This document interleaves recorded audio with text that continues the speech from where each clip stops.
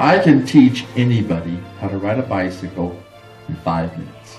All you need is somebody who's willing to listen and to pay attention and to go against what seems to be right in their minds, what, counterintuitive.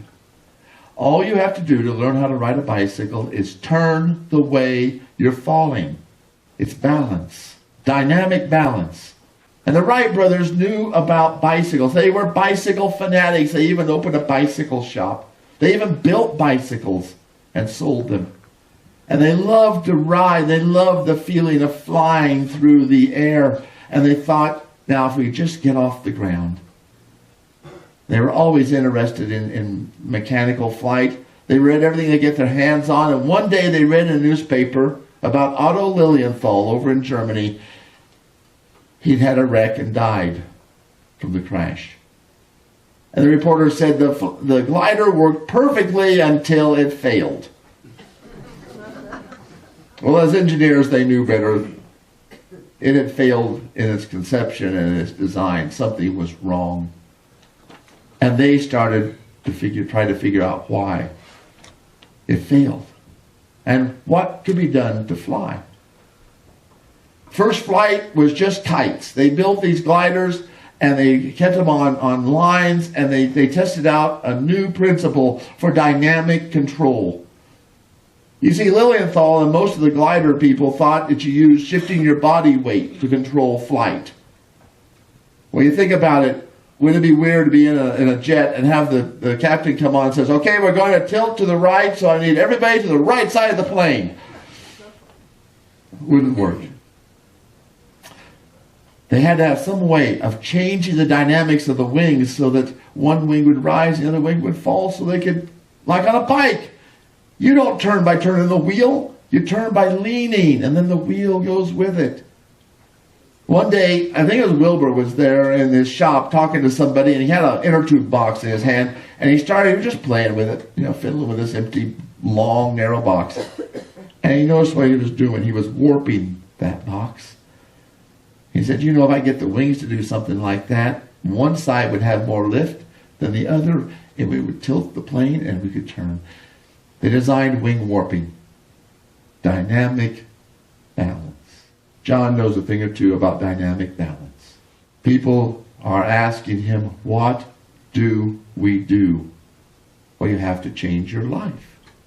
If you're turning this way, you need to somehow reshape it and move this way. But you can't just turn the wheel. You have to turn the whole life. Roll the whole life. The next year, 1901, the Wrights went out, and this time they built bigger gliders. These should have been stronger and had more lift because they made them with big wings, but they didn't work. What they found out was that Lilienthal and all the others had been using the wrong numbers, the wrong coefficients, the wrong engineering, the wrong shape of wing. They needed to find an answer, and they knew they couldn't do it by building gliders and going out to Kitty Hawk. It would take a lot of money, and it would take a lot of time, and there were other people better funded than them who were working on the same problem, and they wouldn't come in first at discovering flight. So they built a little, the first time, this is a true invention, they built a wind tunnel. Nobody had ever thought of this before. They built a wind tunnel, had a fan in one end, blew the air by, and they built a little contraption they called a balance. And they could put little shapes of wings, carefully crafted, on this balance made out of hacksaw blades. You put this little wing on there, and with various controls, they could measure how much lift a particular wing section would have. But they tested hundreds of wing samples, and they found the exact shape that's being used today, because it's the most powerful lifting device. They built a glider with this new wing, took it out to Kitty Hawk in 1902, got it up in the air with them riding, and it worked perfectly as far as lift, but when they started to turn, it would suddenly start spiraling down into the ground. They called it the well digger. Something was wrong. What could be going wrong? They thought about it, and they came up with what is truly a brilliant, counterintuitive understanding. When you look at an airplane, you know that big vertical wing, big vertical fin in the back, the rudder.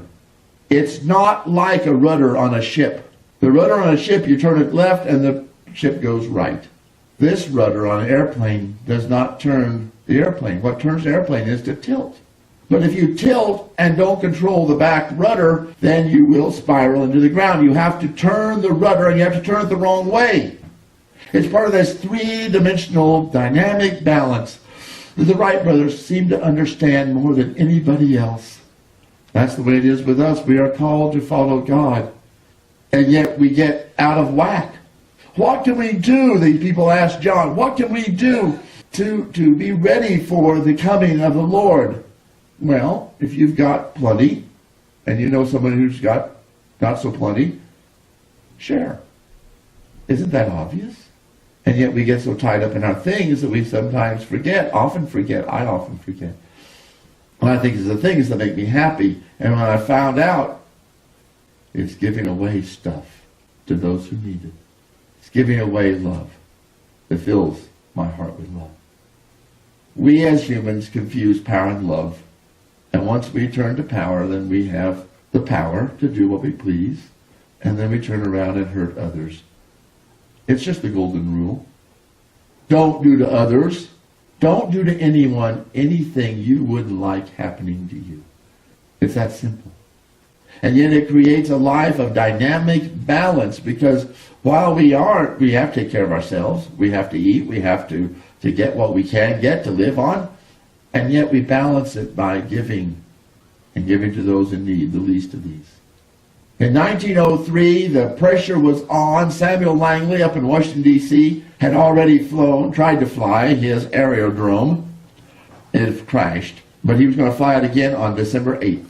And if the Wright brothers were going to get off the ground and get credit for it, they had to do it before then, in case it flew. But one thing led to another. There was wind, there wasn't enough wind, there was rain, there was sea storms coming in, and the 8th came and went. They got a telegram from home that Langley's flight had crashed into the Potomac River. He had not succeeded in discovering flight.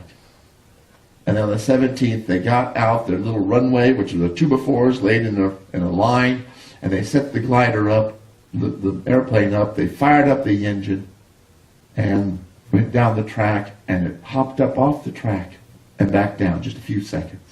Second one went about 100 feet. Third flight, they got it up, bounced a little bit, didn't hit the ground, but just bouncing, then actually soared a little bit.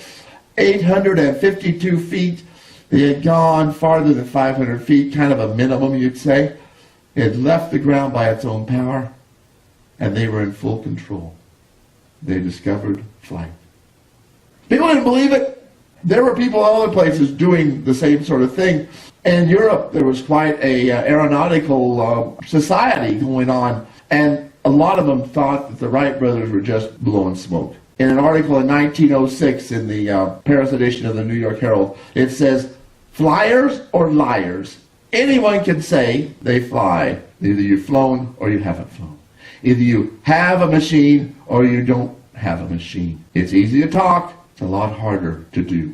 The Wright brothers took those 3 or 4 years, to learn how to fly, to improve their flyer, and to spend time flying around a field called Hoffman's Prairie in the Dayton area to learn how to do it.